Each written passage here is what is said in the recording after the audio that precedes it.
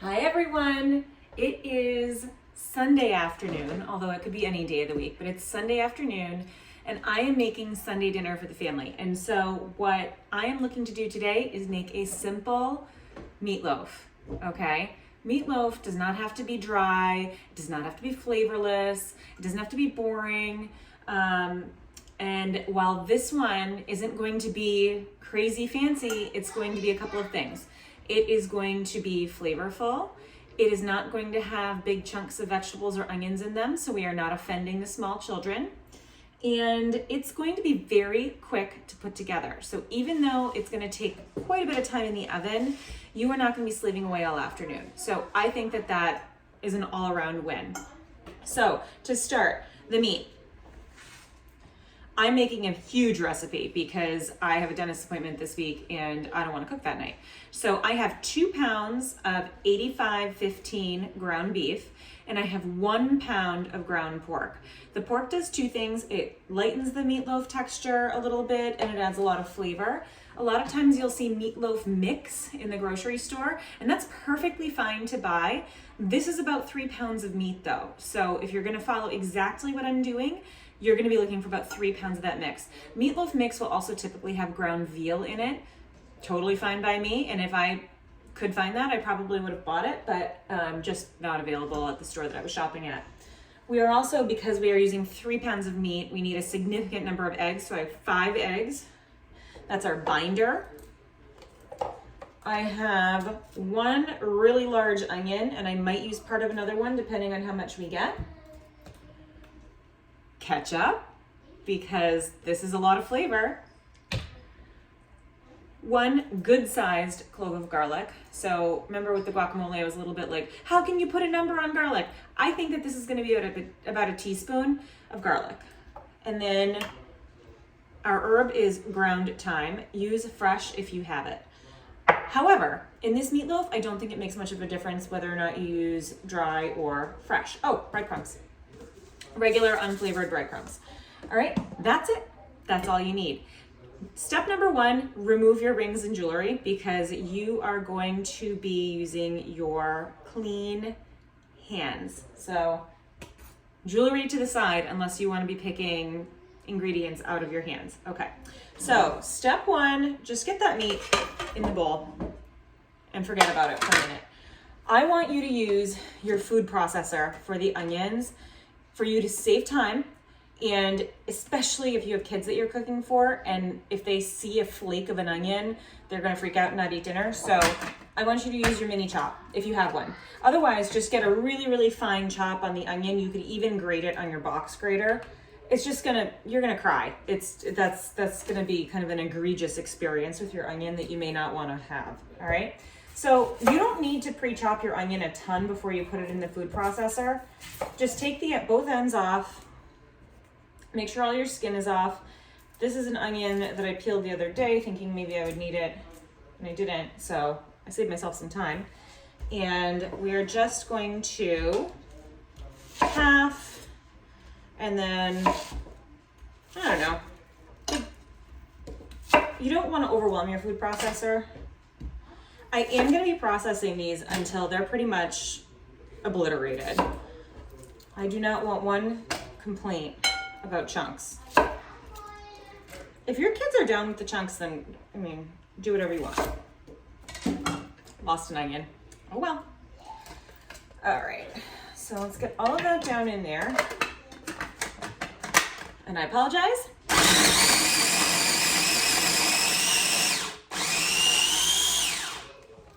Sometimes it needs a shake.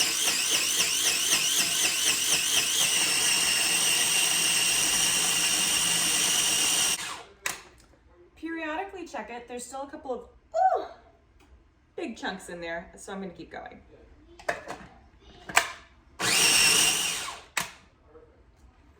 All right, let me show you this. Okay, completely obliterated, and I'm completely full of tears. Okay, into your bowl with the meat.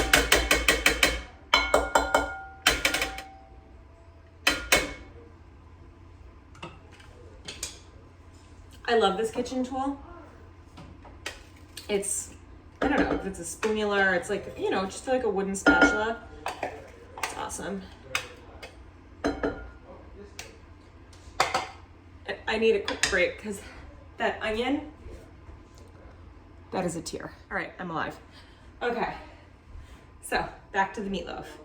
Next, the garlic. I don't know if you are sick of this tip yet, but I'm just going to crush it a little bit. You could have thrown this garlic in the food processor. That would completely work. I'm just gonna grate this just to make sure that there aren't any chunks in there.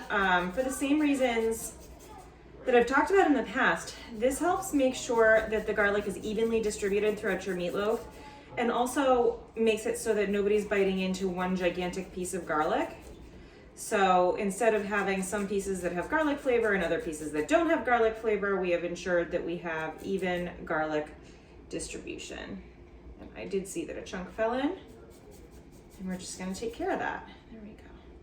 And then these other little bits from your fingers, just toss those aside because you really just don't want those big chunks. Okay, make sure that all gets down in there. If you want yours more garlicky, go right ahead. It's just not a major flavor profile component of the meatloaf. We are going for classic here. I'm actually not even gonna be doing anything crazy fancy like putting bacon or barbecue sauce on top. We're gonna leave this pretty basic. This is an awesome cooking tool. This is inspired by Alton Brown. It is a measuring cup that you can just pop it in, so I'll show you. So I'm going for 1 1/3 cups of ketchup. I am measuring, oh my goodness. And I will have the measurements ready for you. I have them in fact written down. So use whatever ketchup you like. I'm a huge fan of Whole Foods 365 store brand items. First for the cost, second for the flavor.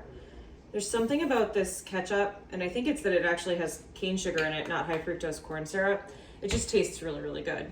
So all the ketchup goes in. Also, I'm not doing this in any given order. I'm just prepping the ingredients and tossing them in the bowl because we are gonna fully incorporate all of this with our clean hands at the end, and you really don't wanna overmix your meatloaf, so I'm not going to mix in between every single step. And my eyes are still tearing, by the way. So this is a really glamorous look that we've got going on. Also, it's like leggings, sneakers, oversized sweater. I mean, it's Sunday. So, all right, 5X. So you can totally break these into another measuring device and get them fully integrated and, you know, break up the yolks and stuff. I find that that's kind of unnecessary, and I don't want to do more dishes. So I'm just gonna honestly, oh, that's fun. Ketchup-y egg. I'm honestly just going to break them right into the bowl. And I'm gonna make sure that as I'm mixing this with my hands, that everything's fully integrated. This is where, you know, as you cook, as you get used to kind of how things go, what the typical ways that recipes work, like all of that sort of basic stuff, you start to see a lot of unnecessary extra steps. I'm all for it if it really does something, but I mean, this is a meatloaf, so we're gonna keep this easy, easy, simple, simple. All right, last but not least, well, actually there's a few other things. We've got about 1.5 cups of breadcrumb going in. All right, oh, good, I'm glad I have more breadcrumbs. Thought that wasn't gonna be enough, and I do have more. All right. Again, just because this is Pastine brand doesn't mean you have to buy that. This is store brand. You can also make your own breadcrumbs. That's very extra. Unnecessary. All right, thyme. This is our herb. So I have 2 teaspoons written down. I'm going to go for about that much. That's probably closer to a tablespoon.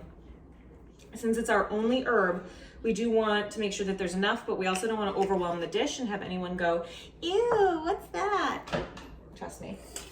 Salt. This is important. Don't leave it out. You will have disgusting, plain, just meat if you don't season, okay? My recipe calls for 2 teaspoons of salt. It's probably closer to a tablespoon.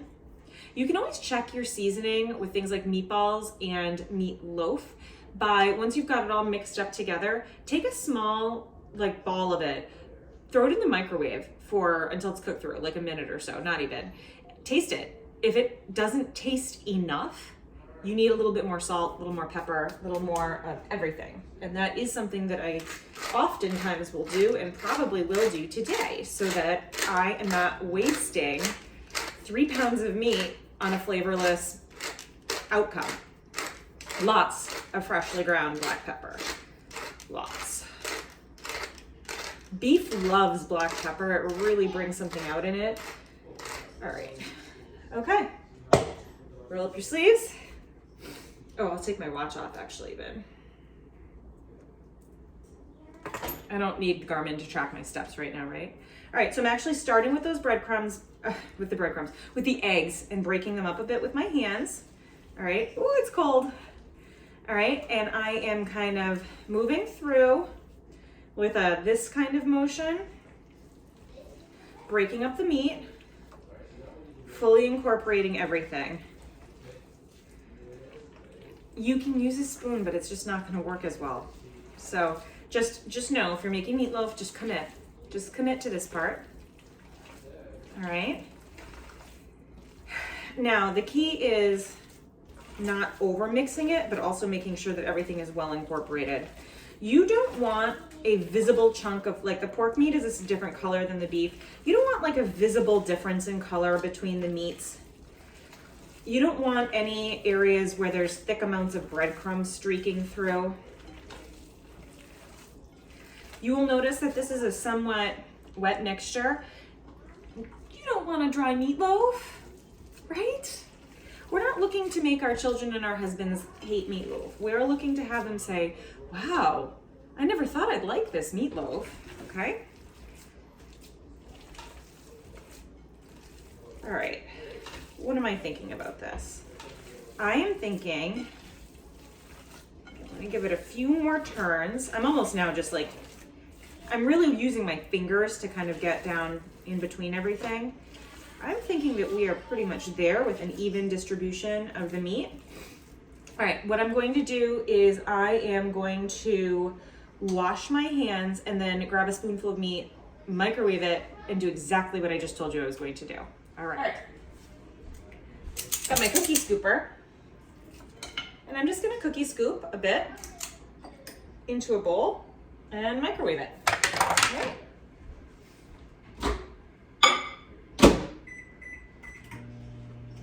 All right, while that is going, I'll show you our loaf pan. All right, this is actually a very large loaf pan, and I actually got it at Williams-Sonoma, and it is a meatloaf specific pan. It came with like a rack that you would then, the juices would be able to drip off. This isn't gonna be so fatty that that's gonna be a problem. And actually, because I have 3 pounds of meat, this is gonna take up this entire pan. So we are gonna spray this with nonstick spray just to help us out. Even though this is a gold tone nonstick, I do wanna make sure that we aren't losing anything. All right, oh, all right. We've got our very hot, very steamy piece of meatloaf here. All right. Oh, good. That doesn't need anything. That's good. Okay. In the pan. All right. Very clean hands again. Not that it would matter because they're the raw meat, but anyway, clean hands into the pan. Gonna press it in. This might make 2 loaves for you. Easily in a regular loaf pan, this would make 2 loaves. I'm actually just gonna be mounding it a bit over the top. So this is a massive meatloaf, okay? This is where a lot of chefs get chefy with it, and I don't think you need to. Some people do a ketchup topping, some people do bacon, some people do barbecue sauce. If that's how you grew up, go for it. I did not. I grew up with it somewhat plain, and I actually really like it like this. It allows the individual person at their own table to decide whether they want to commit to barbecue sauce, or if they want to commit to ketchup, or if they want nothing or plain, which is, I have a 3-year-old, so I don't commit to sauces at all for him because it would be a nightmare. All right. Okay. All right. Because the meatloaf is so big, I'm gonna actually place it onto another pan, and this is gonna help me, especially if anything does kind of go over the sides, if any of the juices come and flow out. The oven has been preheated to 350 degrees, and this is gonna take an hour and a half or more, because this is a very dense, very large, essentially a roast. So it's going to take a while. I have decided to throw this in the oven around 4:15. Oh, thank you. Lots of noises. Sorry. It's 4:15 right now. I'm putting this in, and I anticipate it to be done close to 6. Then I want it to rest for a little bit to kind of come together and allow all of the juice to kind of reabsorb back into the meatloaf. All right, so into the oven. And so now we just wait. I'm going to be prepping my vegetables that I'm going to be doing alongside. I'm doing roasted root vegetables. I'm doing squash, beets, parsnip, and then I'm going to be doing some small potatoes. Whatever your family likes. Mashed potatoes are amazing with meatloaf. Potatoes go really well with meatloaf. Green salad, any of those things. Whatever floats your boat, but you've got some time. Go play a game, watch a movie, sit down, have a glass of wine, whatever you want, because she's in there doing her thing. So the meatloaf is done. It's 160 degrees in the center, okay? I took its temperature using an instant thermometer. Use what you have. And now we're gonna let it rest. I'm very glad and grateful that I put it onto a sheet pan, because there is definitely some excess stuff that ran off. So we're glad for that. But now we're gonna let it rest, okay? And I'll see you back in a minute. I apologize if you hear anybody screaming. The kids are in the bath. But we are gonna cut in to this gorgeous loaf and try some. All right, I like the end, and that's actually where I'm gonna go, but you do you. Ah.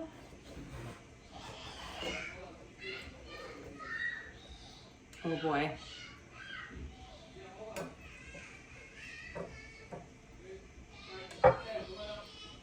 Can I just show you that? That's gorgeous. It's like caramelized, and it smells, my whole house smells really good. It smells so good. All right. Someone's shrieking. Should I be freaking out right now? Maybe. But I'm not, because you're getting, there's sweet, because it literally has caramelized. There's tomato flavor from the ketchup. There's onion flavor, but it's in the background. What you're getting is just really something that just tastes good. It has that homey, rounded, good flavor. You want to bring some pizzazz into this. Do it in your side dishes, because I'm going to keep my meatloaf gorgeously simple.